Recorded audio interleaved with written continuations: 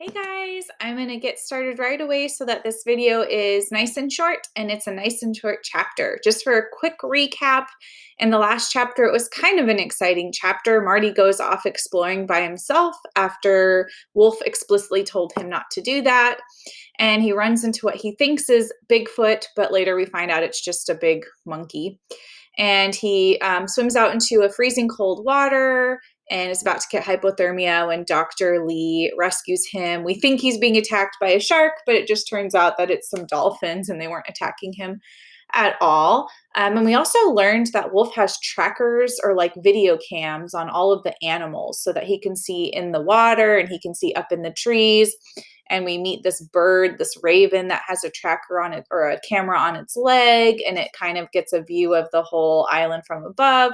So that's interesting that he does have like video cams on all of these animals and they can see different parts of the island. All right, so the next chapter is called The Backpack.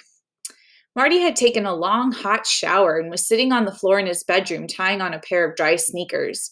Grace was sitting on his bed. Did you really think the dolphins were sharks? She asked. I sure did. I'm happy to have feet to put into these shoes. For a while there, I thought they were at the bottom of the lake going for a run without me. I take it that you still want to go to the Congo. Duh, du jour, Marty answered, meaning duh of the day, one of his and Luther's favorite sayings. He stood and looked out the window. I have to admit that when I was in the middle of the lake being torn apart by sharks, there were a few seconds when even Omega Prep was looking pretty good. That's the name of their prep school. But now that I'm whole again, he walked over to the suitcase and found a t-shirt. I doubt Wolf is going to take us to the Congo now. I really blew it. Grace was just thinking how she had blown it by fainting when Marty needed her the most. And she also felt terrible for not trying harder to stop him from leaving. But what she felt even more guilty about was her first thought upon believing he had drowned. How did Wolf lose his leg? Marty asked. He wouldn't say, Grace answered. Wolf was waiting for them in the library. He had a fire burning on the fireplace and a thermos of hot chocolate on the table in front of the sofa. Sitting next to the thermos was a small backpack and a miniature camp stove with a bottle of fuel. The twins stared at the objects in numbed silence. The backpack and the camp stove had belonged to their father. Oh, interesting. Where did you get them? Grace whispered.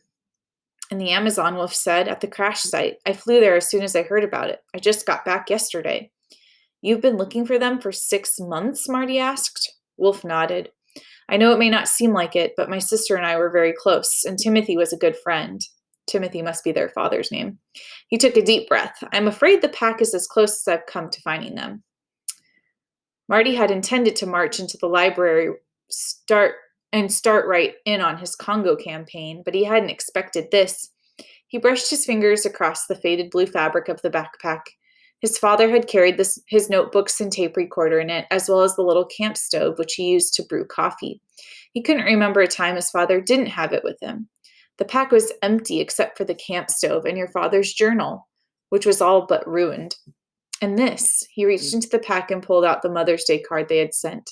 Paper-clipped to it was a sketch Marty had drawn of himself and Grace walking along a beach holding their mother's hands. I'm going to pause for a minute because I'm just wondering, was Wolf really there looking for them, or did he do something to, make them disappear and he's acting like he was looking for them? I don't know. I'm still not sure if Wolf's a good guy or not. The twins stared at the card and were nearly overcome with sadness. I haven't given up on finding your parents, Wolf said. I have people down there looking right now, and they'll continue the search until every lead, however small, has been exhausted. I'm in constant touch with them. If your parents are alive, we'll find them. Do you think they're alive? Grace asked. To be honest, Wolf answered quietly, I don't know. 6 months is a long time. But they must have survived the crash, or we would have found their bodies at the site. They either wandered off on their own or else they were injured and someone came along and moved them. There's a number of uncontacted tribes in the area. They might be in one of their camps recuperating. I've spent most of my life looking for things people don't believe exist, and I've had a pretty good success rate. The only reason I came back was because of you and to take care of some pressing business. He looked them both in the eye. I haven't given up on finding them, and I don't want you to give up either. We won't, they said in unison, feeling better about their parents' disappearance than they had in months. Good. Wolf took a deep breath. I know you both have a lot of questions for me, but let's clear up this Congo thing first. I think you should take us with you, Grace said.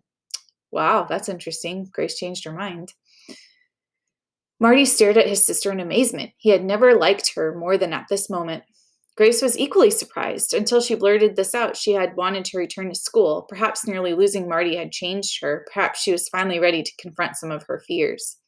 I'm with Grace, Marty added quickly. I know my stunt at the lake this morning might have scared you a little, but I promise to follow your rules to the letter from now on. It scared me a lot, Wolf said, but your swim has nothing to do with my decision. I made up my mind last night. I can't take you to the Congo. Why not? Grace asked, with a mixture of disappointment and relief. First, you have more than a month of school left. My plan was to hire a tutor and have you finish up the year right here. Unfortunately, Laurel and I have to get to the Congo right away, so there's no time for me to find a tutor. If I'd known about the egg, I would have waited and had you come after school was out. I'm afraid I'm going to have to send you back to Switzerland. Marty was dumbfounded. He had just about given up on Wolf taking them to the Congo, but he didn't think they would be sent back to the school.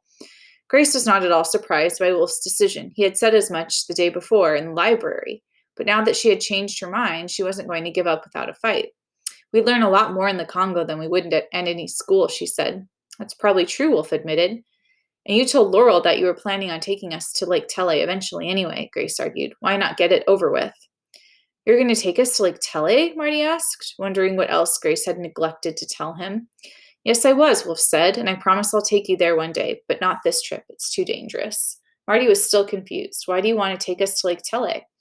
I'm afraid the answer is going to have to wait. Until I get back, it's complicated. Why can't we just stay on Kryptos? Marty asked. Everyone here has at least 2 full-time jobs, and there will be no one to watch after you. We don't need babysitters, Marty protested. I'm sure you don't, but I'll feel a lot better knowing you're at the school where it's safe. I've already contacted Dr. Beazle, and he's looking forward to your return. I bet he is, Marty said. I know this is disappointing, but I promise I'll make it up to you. When I get back, we'll start all over again. Wolf stood up. Here's my new plan. We have a jet of sorts. Phyllis will fly Laurel and me to the Congo, then fly up to Switzerland and drop you and Grace off. When we finish at Lake Tele, we'll pick you up and take you back to Kryptos. What if school isn't out yet? He asked. I'll take you back to Kryptos anyway, and that will be the last you'll ever see of that or any other boarding school ever again. All right, well, I think that their plane's going to crash or something in the Congo, and they're not going to have the opportunity to take them to this school, but we'll see what happens.